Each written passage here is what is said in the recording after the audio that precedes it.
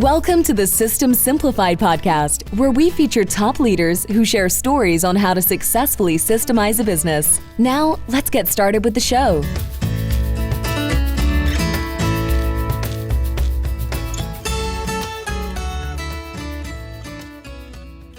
Hello, Adi Klevit here, the host of the System Simplified podcast, where I feature top founders, entrepreneurs, and thought leaders about systematizing a business.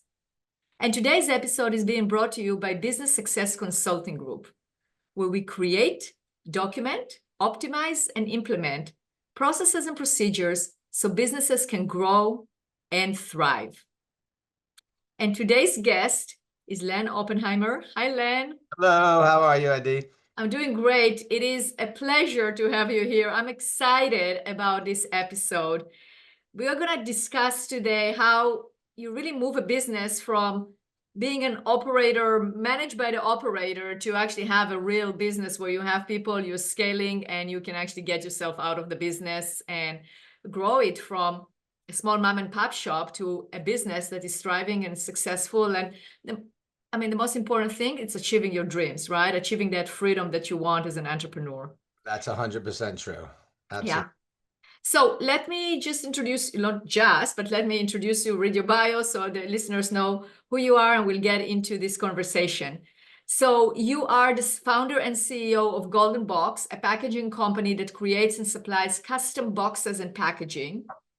You are a 30-year member and board member of EO New York, entrepreneur organization. We both belong to that organization. I've been, you are definitely there 6 times as long as I am, but it's... You'll catch up. I'll catch up, that's right. And I'm definitely not going anywhere. I love that organization and definitely fuels a lot of what I do. So, Len, before we start, we have to give a big shout out to Joel Greenwald, which I also had as a guest on my podcast. And he's the one who introduced us to begin with. Yes, he and is. That's where the connection. And then we connected, we start working together, and here we are. Here we are. Tell us a little bit about the story of Golden Box, how did it get started, and how it was, the make of it in terms of the family-owned business. Sure. So I got involved in the family business, which was consisted of my mom and dad in 1991. And prior to that, my mom and dad had just put together a small business that they ran out of their house, and they sold packaging. My family has been, different family members in my family have been in the packaging industry going back to 1918.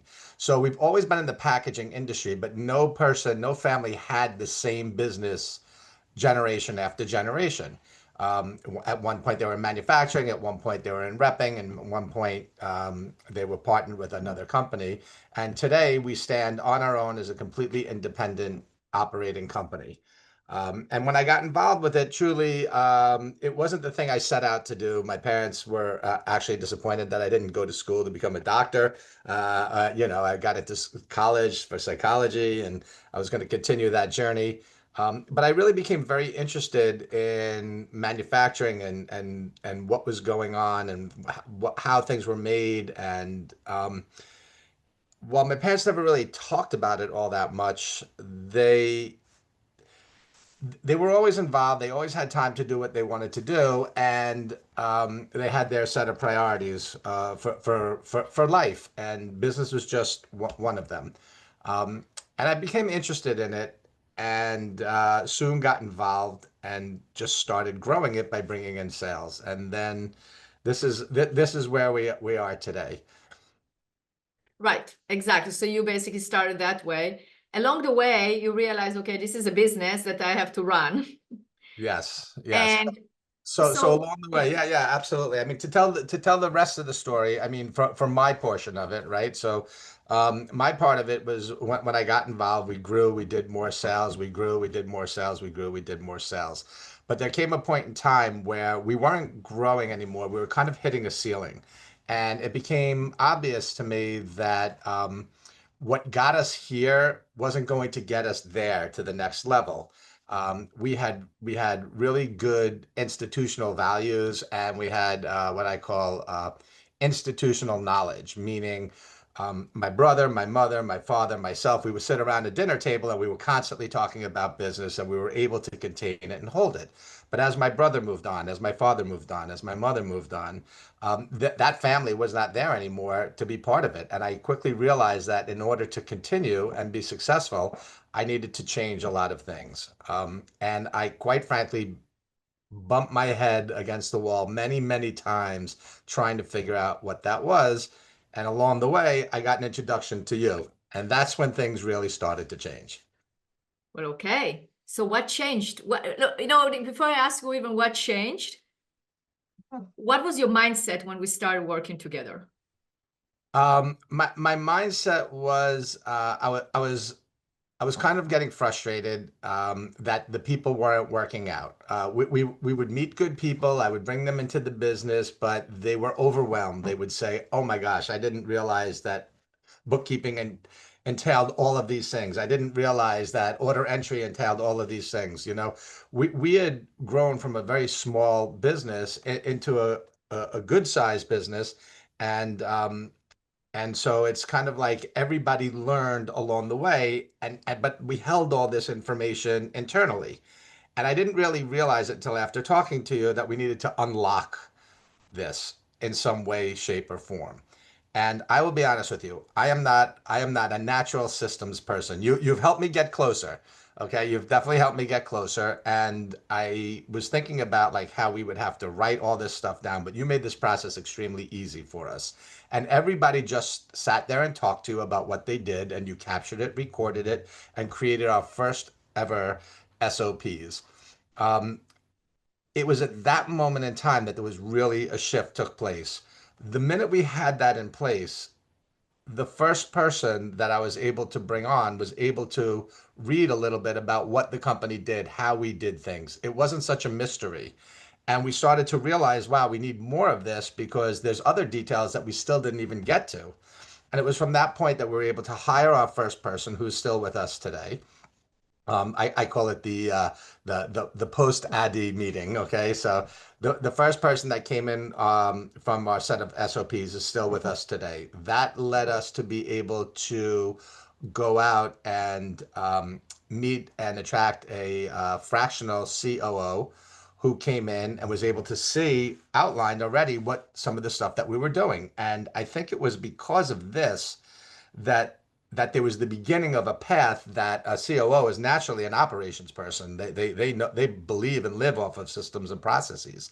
That's their superpower. As a salesperson, I don't think it was my superpower. I know it wasn't my superpower. You know it wasn't either. I would cry about having to write all this stuff down and this is what's this going to do for us. But you know, little by little, I started to see the light that when other people could figure out what you were doing, they could add to it, they could grow it, they could tighten it up, they could clean it up. And so I think that was a pivotal point because it enabled us to crawl and then we were able to walk and now we're able to be in a place where we can run. And that's exactly where we're up to right now. Because that document brought in the first person, allowed us to get the second person, the operations person, hired the third person, hired the fourth person, hired the CFO, and now we've got a real team running and operating the business. And Len, who was in charge of all of those things and had to have his hand in every piece of the pie, was able to get his hands out of all those pieces. And that was a very big pivotal moment for me. Absolutely. So let's talk about your feelings, how do you see that as the CEO, as the founder, and as someone who loves to go out and talk to people and sell and create those relationships and not necessarily be in the office. You were forced to be also the COO. You were forced to run the operations and it's just not you. How were you feeling before when you actually had to do things that you didn't want to do? And right now, what words will describe that feeling? Oh, well, I have a very good name for it. We call it I call it the ROF, the return on freedom. Okay. So you know what your return on investment is, but you don't really ever calculate what your return on the freedom of being away from all those things is done for you. And some examples are quite simply that we were talking earlier, and you know I was never like inspired sitting in the office. I always got my inspiration by being outside of the office and meeting people and seeing different things.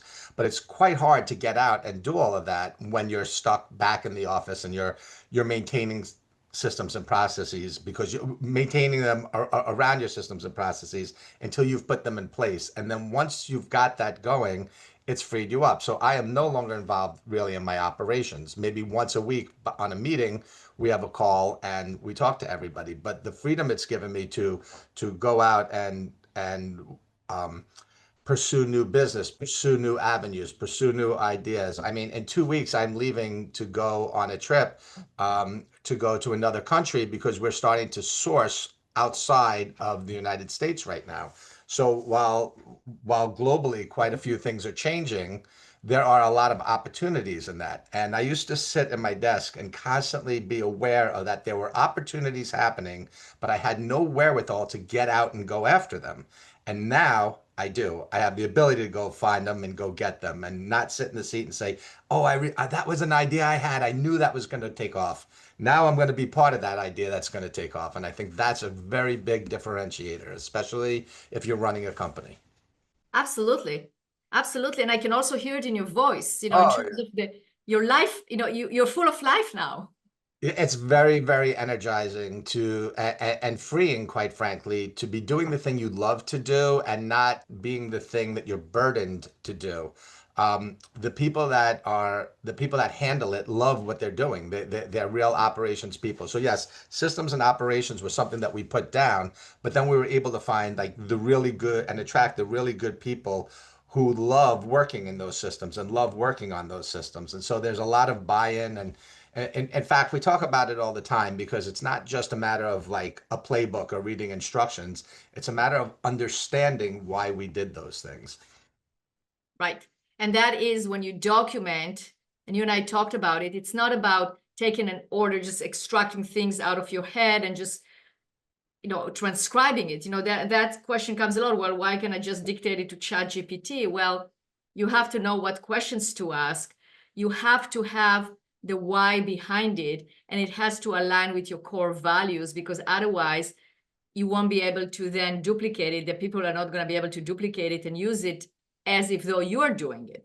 This is true. This is true. So, one of the things I think that came out of it is that no, it's not just a list of things to do and have it written down, never to be looked at again. It is steps and things that we do. And so when things come up and something happens, we're in business all day long, so we could have all the best laid plans out, but people are the wild card and they do crazy things. They send trucks to the wrong place or they make the wrong things. This happens all the time.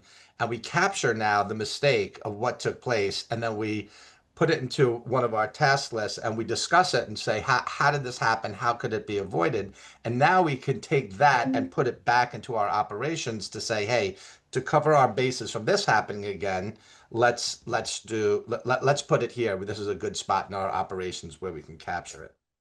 100%. I mean, that is the followed by all, is that using the processes, because as you said, it's process of people. Like if there is an issue, it's either a people problem or process problem or both. Right. And you got to go back to the processes and resolve the issues by seeing. But it's like a doctor trying to diagnose something and it goes blind, as opposed to having very good set of x-rays and you can see exactly where the problem is. And then you discuss how to resolve the problem and apply the medicine or apply the surgery or whatever the solution is. But it makes it easy to find and pinpoint what the exact problem is. Exactly. And I think that when you use them correctly and you value it and you're talking about it, people start to understand the mindset of why it's there and why it exists. Not just do 1, 2, 3, 4, 5 to accomplish it, but what's the bigger picture behind it? Why are we doing those things? That is exactly right. One of the things you hit about it a little bit, and I never really put a lot of thought into it until we were there at that moment, that there was no family members involved in the business. And one of the things were that my parents had a very strong culture, if you will, right? That was about the business. This business was here to serve us. It was here to serve my mother, my father, my brother, myself, some different family members at various points in time.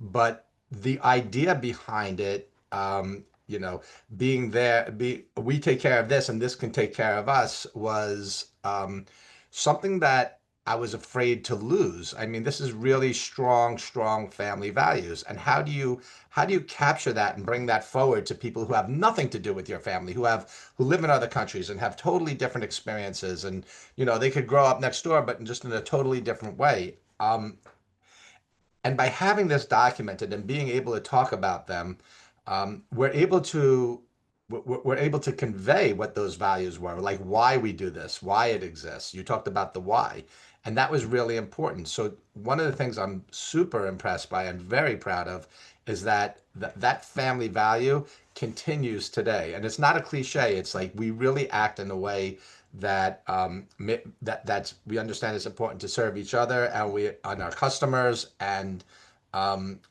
by default then the company is there to help us, and it creates like a really nice ecosystem where everybody works together, helps each other out together, is on the same page, and here we are today, with no family members and still all these family values. So this is a very big important step for us. That's very, very important. So Len, there are entrepreneurs that are listening to us right now, and they are on the cusp. They are kind of like, I'm not sure if they should, they know they need to delegate. They know they need to get the business to the next level, but they don't have that leap of faith, or they still are in some kind of I don't know if the anxiety is the right word, or worry or concern, or I don't know. You've been there, right? So you can empathize. What would you tell them? Like, why should they systematize their business? Why should they do something different as opposed to being the operator, continue being the operator in the business? Um, well, I mean, I could speak for my own case. I I grew up in one world, and it was not a systems and process place. We had to change it to that. And I think part of it is going into what you haven't done. You get a little bit chicken, you get a little bit bratty, you don't want to make these changes, but something has to happen. And logically, it just seemed like anybody I knew who really grew a business had these things in place. And it was the one thing, it was like the missing piece of the puzzle, to a lot of other things that you don't realize it until you jump in and you start doing it. You make all sorts of assumptions like what it's going to be like based on prior knowledge. But if your prior knowledge wasn't systems and operations, then how can you look forward and say what it's not going to do for you? Right. And so by taking that leap of faith and by meeting you, and you had a very good way about going, it wasn't overwhelming. It didn't like pull me out of my entire day all day long to do these things. It was each week we hit it, and then it started to change, and you could see the things starting to change. And I will tell you from my own personal experience, this single thing was the key that unlocked many, many doors, not just standardizing operations and procedures, but being able to have the freedom to go out and find the next thing, have the ability to see my business in a different way, right? Move me further away from the core of what was taking place, so I got a bigger view of what was going on, and it was very liberating too. So it's a tough step to take, but why not try it, right? You have nothing to lose. That's exactly right. I mean, I guess you can lose your freedom, you can lose the time that you are You wasting. lost your freedom if you Yeah, exactly. But and from hearing you, it's obviously also increased the value of the business, because now it's not just a family business that everything is in people's heads, but if you would like to sell the business, you have a bigger value, right? Well, it's Higher one of the value. things we're talking about, like our next new challenge, if you will, because I'm able to move out of this operational role, is to understand sales and what's next. And I think when I first got into it, I was probably thinking about it more in a mindset of like, hey, what do I need to have in place to sell my business? But then it became so energizing that I realized, wait, what do I need to have in place? The same exact things I needed to sell a business was the same exact things I needed in place to acquire a business. And it was the same exact things I needed in place to hire more people to expand the business. And so I went from this mindset of, oh, this is the avenue that I need to take, to having many avenues to look at and looking at them all, and from wanting to sort of transition out, I've decided that I do not want to transition out at all. I'd love to just keep this thing going. It's my greatest single investment that I have. It produces, it's the greatest return of my time, effort, and energy. And so now when I'm removing myself from all this time, effort, and energy, and it's still making returns, it's kind of a thing where it's hard to give up. Like, why am I giving it up? It is possible to run without me in the middle of everything. And so that is another great viewpoint to be in a position, I should say, to be in my own company. Absolutely. It seems like you almost purchased a business, but it was your own. Absolutely. It's kind of like, if I wanted, hey, I want an ideal business, that's what I want to purchase, and all of a sudden, wait a second, it's my own, and then I can continue. Yes, this is actually a great way of looking at it. That's fantastic. Well, I laugh because I started to describe our business. I told you I got involved in 1991 is when I really started, and then by 93 or 94, I was fully, invested and involved into this business. And so this past year, I keep calling ourselves a 30-year startup, because Yeah, it's really, that's what it is. That's what took place. And if you're truly a CEO, you know where there's a hurdle, and you know where there's a block, and it's your job to push through that and figure out how you're going to unlock that. And so that was my role, and that's what I needed to do, and that's what we're doing, and we're going to continue to do. absolutely. Amazing. Len, before we end off, anything else you would like to share with the listeners that I didn't ask you? That you didn't ask me. I think that there's always going to be another new hurdle in front of you, and what's really nice is that what you've taught me was sort of an an operations like an operating system for attacking the next big thing that's on our list. So we're looking at sales right now and how we're going to expand and the things that we're looking to do, and we're going at it the exact same way as we do running the business. And to have that blueprint, to have that blueprint for, hey, this is how you lay things out and this is what you go after. It's not only worked in our operations, it's worked in our finances, it's working in our sales. And I imagine when we keep getting through this, there's going to be one next thing that is going to work for also. So it's really, I'm not kidding when I say it's a key that unlocks a lot of doors. That's fantastic. Now, if our listeners want to get a hold of you, want to talk to you, ask you more questions, maybe they want to do business with you, how can they get a hold of you? Well, you can always reach out to us through the website at goldenbox.com.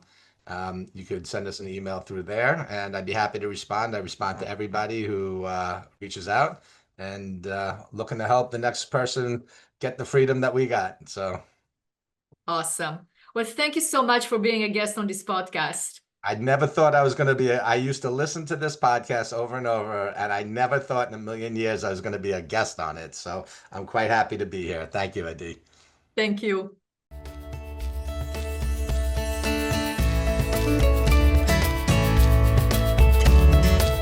Thanks for listening to the System Simplified podcast. We'll see you again next time, and be sure to click subscribe to get future episodes.